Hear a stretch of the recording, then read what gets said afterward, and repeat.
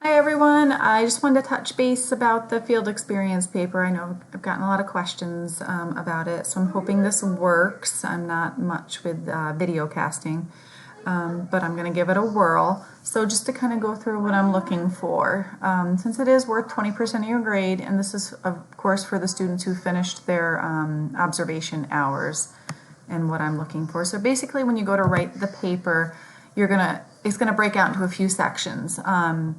The setting and environment, so you're going to describe, was it an urban school, rural, what percentage got free or reduced lunch, things like that. So I put a model in here, and always double check the rubric when you finish the paper. I always think it's kind of nice just to sit down and try to write a chunk of the paper at once. So say I'm just going to write the setting and environment today. The next one is about the child. So again, when you did your observations, you observed several children, but at this point you're going to narrow down the paper. You're going to describe what disability you are suspecting. What are some unique characteristics that you noticed? For this one, there are some examples: creative, quick thinking, but also specific examples. So if you are suspecting maybe there was a learning disability or ADHD, what made you think that? Did the student have trouble sitting in their seat for long periods of time? Did they only, like on here it says, did they only get through 5 questions when most of their peers got through 15? So what are some of the specific pieces? Socially, you want to definitely touch on that. We know students with emotional behavioral disorders, they struggle socially often with their peers, so did they demonstrate did you notice any of that? Trouble getting along with their peers, cooperation, self-regulation. So take a look at this. And these are some guiding questions that could help you find some of those examples from your notes. So does the child look different? Did they struggle? Did they receive extra help that you noticed? Did they participate in the class discussions? How did they interact with other kids? So these are just some guiding questions to help you when you write that section.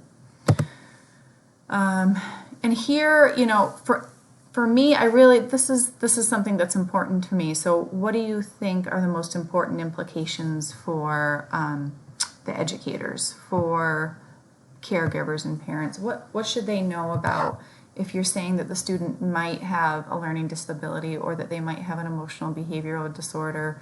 What recommendations might you make in evidence-based practices? So a lot of you did some great research reviews. Could that apply here? Look in the teaching and learning section as well as the educational approaches section. So again, if you are suspecting a student had ADHD, you're going to read that chapter and pull out some pieces there for what the research says, how we should support a student with that. Really, that's what you're going to do. If you have a student who you suspect autism spectrum disorder, you're going to take that chapter and pull out some citations from that. Lesson plan. So you're also going to create a lesson plan. You could just identify one of the lessons that you observed and kind of put it into that lesson planning format. I am most interested in how you would make some accommodations and adaptations for this student.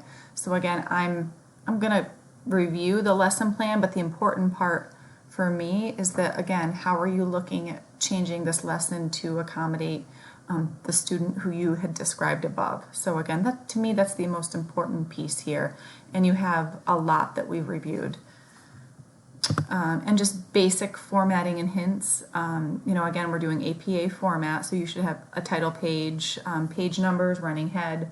I don't want more than 4 or 5 pages, so just be concise. It does not have to be long to be good.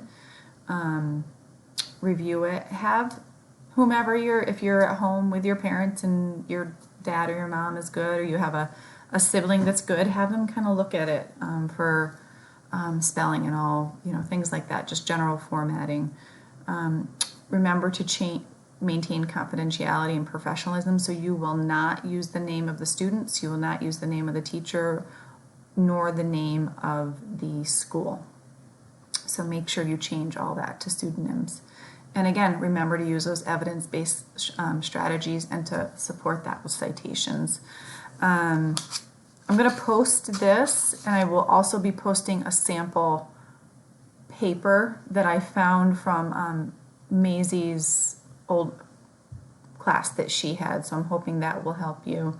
So again, don't get stuck on that lesson plan.